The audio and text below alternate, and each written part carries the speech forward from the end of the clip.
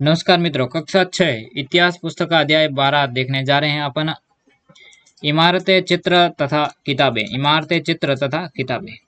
तो देखते हैं लौह स्तंभ। मेहरौली दिल्ली के अंदर है। पहले अपन चित्र देखते हैं। ये है लौह स्तंभ।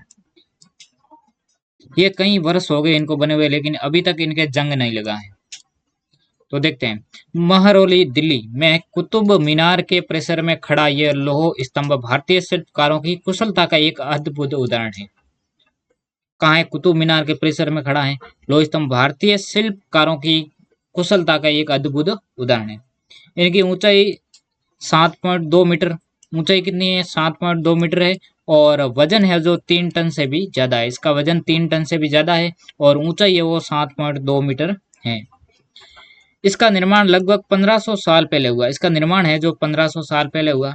इसके बनाने के समय की जानकारी हमें इस पर खुदे अभिलेख से मिलती है। तो ये कब बना इसकी जानकारी है, इस पर जो खुदा हुआ अभिलेख है उससे हमें मिलती है। इसमें चंद्र नाम के एक शासक का जिक्र है। तो किस नाम के शासक का एक जिक्र है?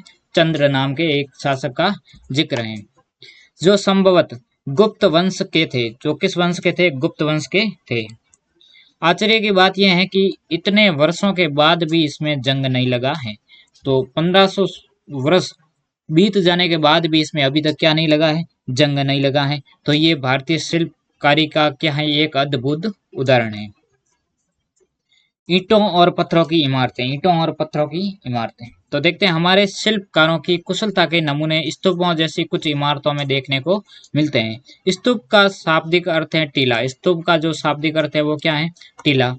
हालांकि स्तूप विभिन्न प्रकार के थे। तो स्तूप जो अलग अलग प्रकार के थे, कभी गोल या लंबे, तो कभी बड़े या छोटे। तो कभी गोल स्तूप थे तो लंबे थे, कभी बड़े या छोटे। उन सब में एक समानता है। उस सब में क्या है? एक समानता है। प्राय सभी स्तूपों के भीतर एक छोटा सा डिब्बा रखा रहता है। तो सभी स्तूपों के अंदर क्या? एक छोटा सा डिब्बा रखा रहता है। इन डिब्बों में बुद्ध या उनके अनुयायियों के शरीर के अवशेष या उनके द्वारा प्रयुक्त कोई चीज या कोई कीमती पत्थर अथवा सिक्के रखे रहते हैं। तो बुद्ध या उनके जो अनुयायी थे, उनके या तो शरीर के अवशेष जैसे दांत है, हड्डी है, राख है, या उनके द्वारा जो प्रयुक्त की गई चीजें हैं, वस्तुएं हैं, उनको रखा जाता था। इसे धातु मंजूषा कहते हैं। उसे जो डिब्बे के अंदर रखते थे उनको क्या कहते हैं? धातु मंजूषा कहते हैं। प्रारंभिक स्तूप धातु मंजूषा के ऊपर रखा मिट्टी का टीला होता था। बाद में टीले को ईंटों से ढक दिया गया और बाद के कोल में इसे गुंबद नुमा ढांचे को तराशते हुए पत्थरों से ढक दिया गया। तो पहले तो एक क्या मिट्टी का क्या होता था? टीला होता था, और उसके बाद में ईंटों से उनको ढक दिया करता था। उसके बाद के काल में इसको एक गुंबद नुमा ढांचे को तराशते हुए पत्थरों से ढक दिया गया। तो धीरे धीरे क्या है? स्तूप का जो आकार है वो चेंज होता गया। ये सांची का महान स्तूप है। देखते हैं सांची का है, मध्य प्रदेश के अंदर है सांची का महान स्तूप। इस तरह के स्तूपों का निर्माण कई सौ साल तक चलता रहा। इस स्तूप में ईंटों का प्रयोग संभवतः अशोक के जमाने का है, जबकि रेलिंग और प्रवेश द्वार बाद के शासकों के काल में जोड़े गए। तो जो ईंटों का प्रयोग है वो अशोक के काल का है, और जो रेलिंग और जो ये मुख्य प्रवेश द्वार है, ये है जो बाद के शासकों के काल में जोड़ा गया। और ये बाएं हैं जो अमरावती के एक शिल्प करती हैं। ये चित्र को देखकर इसका वर्णन करें। तो देखते हैं आगे। प्राय स्तूपों के चारों ओर परिक्रमा करने के लिए एक वृत्ताकार पथ बना होता था। तो स्तूपों के चारों ओर परिक्रमा लगाने के लिए क्या होता था? एक वृत्ताकार पथ यानी रास्ता बना होता था, जिसे प्रदक्षिणा पथ कहते हैं। प्रदक्षिणा पथ है जो स्तूपों के चारों ओर परिक्रमा करने के लिए वृत्ताकार पथ बना होता था, उसे प्रदक्षिणा पथ कहते हैं। इस रास्ते को रेलिंग से घेर दिया जाता था और जिसे वेदिका कहते हैं। तो इस रास्ते के चारों ओर क्या रेलिंग बना दी जाती थी, जिसे वेदिका कहते हैं। वेदिका में प्रवेश द्वार बने होते थे। तो वेदिका के अंदर जाने के लिए क्या होते थे? प्रवेश द्वार बने होते थे। रेलिंग तथा तोरण प्राय मूर्ति कला की सुंदर कलाकृतियों से सजे होते थे। उसके ऊपर क्या है? मूर्ति कला से, सुंदर कलाओं से क्या सजे होते थे।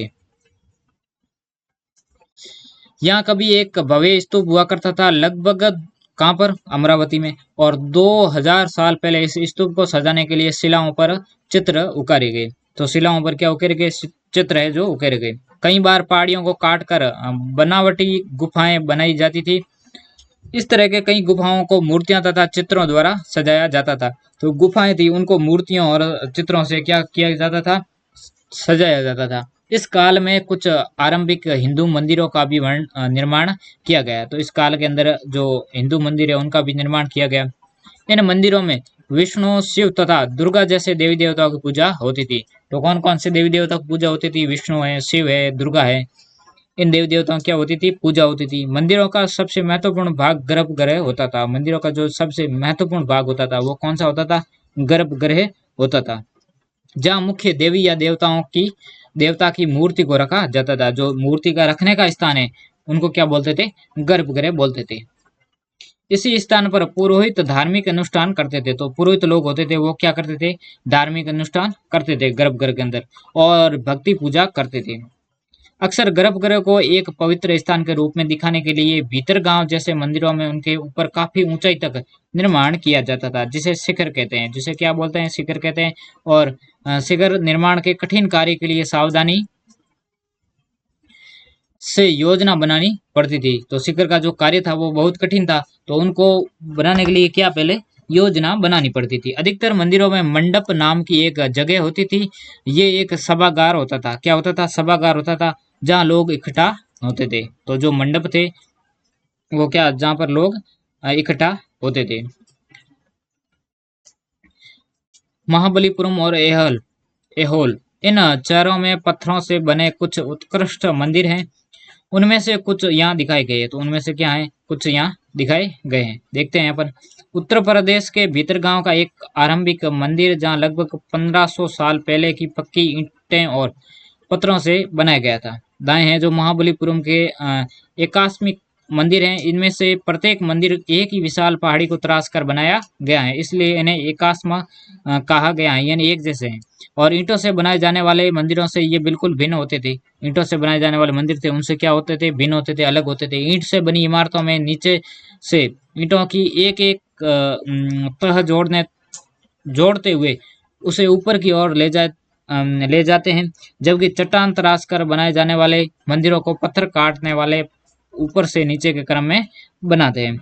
इन मंदिरों को बनाते समय पत्थर काटने वालों को किन समस्याओं का सामना करना पड़ता होगा, इसकी सूची बनाओ। तो इनको जो मंदिर बनाने के लिए किन किन समस्याओं का सामना करना पड़ता होगा।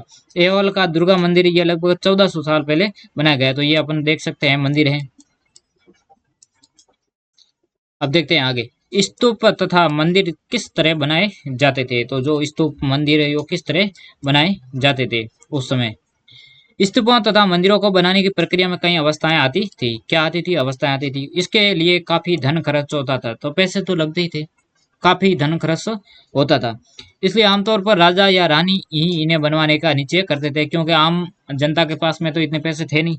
तो जो राजा और रानी थे वो इन मंदिरों को बनवाने का निश्चय करते थे। पहला काम अच्छे किस्म के पत्थर ढूंढकर शिलाखंडों को खोद कर निकालना होता था। तो पहला काम है अच्छे किस्म का क्या निकालने हैं? पत्थर निकालने हैं। फिर इस मंदिर या स्तूप के लिए सोच विचार कर तय किए गए स्थान पर शिलाखंडों को पहुंचाना। तो जिस जगह मंदिर बनाना है उस जगह उन शिलाखंड को जो ढूंढकर पत्थर निकाले उनको वहां पहुंचाना, यह भी बहुत बड़ी बात थी, क्योंकि पहले के समय में यातायात के इतने बड़े साधन थे नहीं। तो इनको एक स्थान से दूसरे स्थान पर ले जाना बहुत ही कठिन कार्य था। यहाँ पत्थरों को काट छाट कर तराशने के बाद खंभों, दीवारों की चौखटों, फर्श तथा छतों का आकार दिया जाता था। तो इन पत्थरों को क्या काट छाट कर तराश कर इनको कुछ का खंभा बनाया जाता था। दीवारें, चौखट है, फर्श है, छतों का निर्माण जो आकार है वो दिया जाता था। इन सब के तैयार हो जाने पर सही जगहों पर उन्हें लगाना काफी मुश्किल का काम होता था। तो इनका जो खंभे हैं, दीवार हैं, चौखट हैं, फर्श है, जो छत का आकार दिया, इनको सेट करना बहुत क्या है, मुश्किल का काम होता था। तो ये उड़ीसा का जैन मठ एक पहाड़ी को खोदकर इस 2 मंजिली इमारत को बनाया गया है। तो ये पहाड़ी को खोदकर 2 मंजिली क्या है बनाया गया है? इमारत बनाया गया है। और ये राष्ट्रीय संग्रहालय नई दिल्ली से एक मूर्ति का चित्र है। तो ये नई दिल्ली से क्या है? एक मूर्ति का चित्र है। इस तरह के शानदार ढांचों का निर्माण करने वाले शिल्पकारों को सारा खर्च संभवतः राजा रानी ही देते थे। तो जो शिल्पकार थे उनका जो खर्चा था वो कौन देते थे? राजा या रानी देते थे। इसके अतिरिक्त इन्हें स्तूपों या मंदिरों में आने वाले भक्त जो उपहार अपने साथ लाते थे उनसे इमारत की सजावट की जाती थी। इमारत की क्या की जाती थी, सजावट की जाती थी, उनको सजाया जाता था। जैसे हाथी दांत का काम करने वाले श्रमिकों के संघ ने सांची को एक अलंकृत प्रवेश द्वार को बनाने का खर्च दिया था, यानी तोरण होता है उनको। इनकी सजावट के लिए पैसे देने वालों में व्यापारी, कृषक, तो सजावट के लिए पैसे देते थे, जैसे व्यापारी है, कृषक है, माला बनाने वाले हैं, इत्र बनाने वाले हैं, लोहार हैं, सुनार है, तथा ऐसे कई स्त्री पुरुष शामिल थे जिनके नाम खंभों, रेलिंगों तथा दीवारों पर खुदे हैं। जिन्होंने जो दान किया है उनके नाम है जो दीवारों या खंभों पर खुदे हुए हैं। इसलिए जब तुम इन स्थानों को देखने जाओ तो याद रखना कि कितने सारे लोगों ने उन्हें बनाने और सजाने में अपना योगदान दिया है। तो उनके सभी के नाम है, जो रेलिंग है, जो खंभे हैं, उन पर क्या है, उत्कीर्ण किए हुए हैं।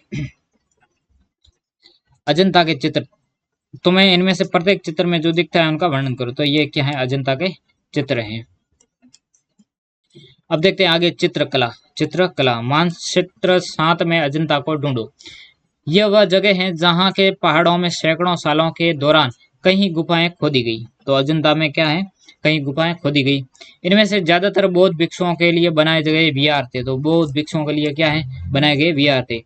इनमें से कुछ को चित्रों द्वारा सजाया गया, तो कुछ गुफाओं के अंदर चित्रों के द्वारा सजाया गया। और यहाँ इसके कुछ उदाहरण दिए गए हैं। गुफाओं के अंदर अंधेरा होने की वजह से अधिकांश चित्र मसालों की रोशनी में बनाए गए। तो गुफाओं के अंदर क्या थे, अंधेरा था। तो पहले के समय में लाइट नाम का कोई चीज था नहीं, तो मसालों की रोशनी के अंदर जो चित्र है वो बनाए गए थे। इन चित्रों के रंग 1500 साल बाद भी चमकदार हैं। तो उनके चित्रों के रंग हैं तो 1500 साल पहले बनाए गए चित्र, उनके रंग आज भी वैसे के वैसे हैं। ये रंग पौधों तथा खनिजों से बनाए गए थे। तो जो रंग हैं जो किससे बनते थे, पौधों और खनिजों से बनाए गए थे। इन महान कृतियों को बनाने वाले कलाकार अज्ञात हैं। तो कलाकारों के नाम अभी ज्ञात नहीं है। आगे देखते हैं पुस्तकों की दुनिया। पुस्तकों की दुनिया, तो इस युग में कई प्रसिद्ध महाकाव्यों की रचना की गई है। तो कई प्रसिद्ध महाकाव्यों की रचना की गई है। इन उत्कृष्ट रचनाओं में स्त्री पुरुषों की वीर गाथाएं तथा देवताओं से जुड़ी कथाएं हैं। करीब 1800 साल पहले एक प्रसिद्ध तमिल महाकाव्य शिल्पदिकारम की रचना इलांगो नामक कवि ने की है। तो कौन से कवि ने की, इलांगो नामक कवि ने की है। इनमें कोवलन नाम के एक व्यापारी की कहानी है। किसकी कहानी है, कोवलन नाम के एक व्यापारी की कहानी है।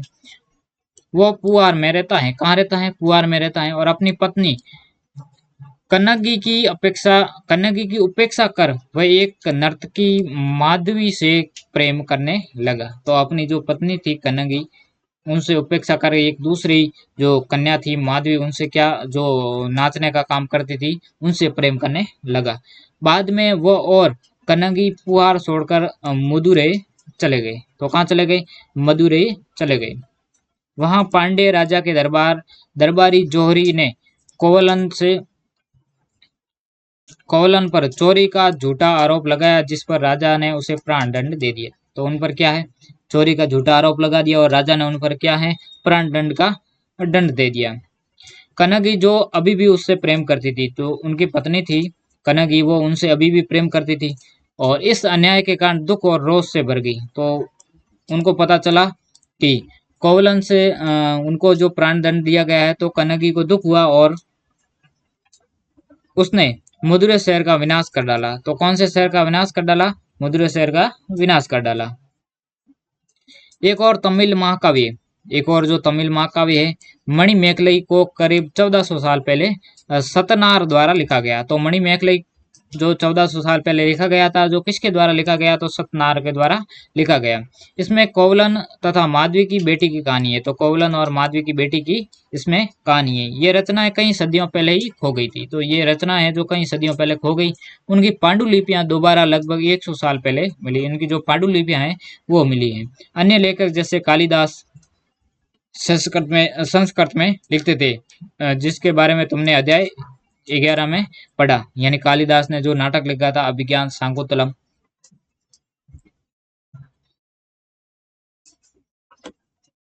अब देखते हैं पुरानी कहानियों का संकलन तथा संरक्षण।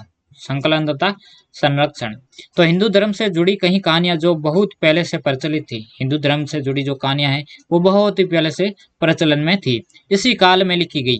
इसमें पुराण भी शामिल है। तो पुराण भी क्या है, शामिल है। पुराण का शाब्दिक अर्थ है प्राचीन या पुराण।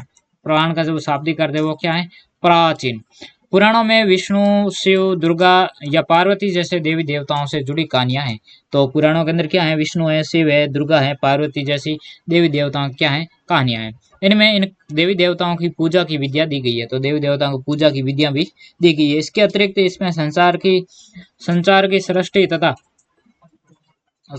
की सृष्टि तथा राजाओं के बारे में भी कहानियां हैं। अधिकतर पुराण सरल संस्कृत श्लोक में लिखे गए हैं, जिससे ये सब उन्हें सुन और समझ सके।